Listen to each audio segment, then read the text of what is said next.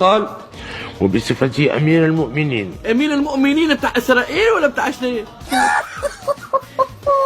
وش ما عمركم شفتوا واحد زامل مسمي راسه أمير المؤمنين؟ أمير المطبعين محمد السادس قد ركع وباع القدس والأقصى وفلسطين إلى الصهاينة. أقول لكم أن إخوان المغاربة خانوا الأمانة. أنت حطيت لقب أمير المؤمنين في الوحل والطين. بلها اسطوانة أمير المؤمنين هذه. ثم قال ماذا؟ قال وأستحضر هنا قول جدي رسول الله صلى الله عليه وسلم. قال جدي رسول الله حسن والحسين ما قالوها شريعة.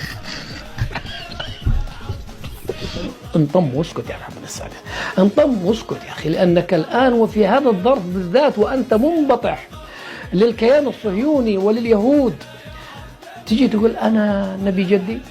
لكن الله والرسول بريئين منك. قول محمد السادس هذا إذا يجي يقول أنا النبي جدي وأنا أمير المؤمنين، والله أن هذه إساءة للنبي صلى الله عليه وسلم لا تقل عن إساءة ماكرون الفرنسي، لأنك تسيء للنبي صلى الله عليه وسلم. عملكم مخالف لما كان عليه محمد صلى الله عليه وآله وآل محمد الأطهار عليهم السلام.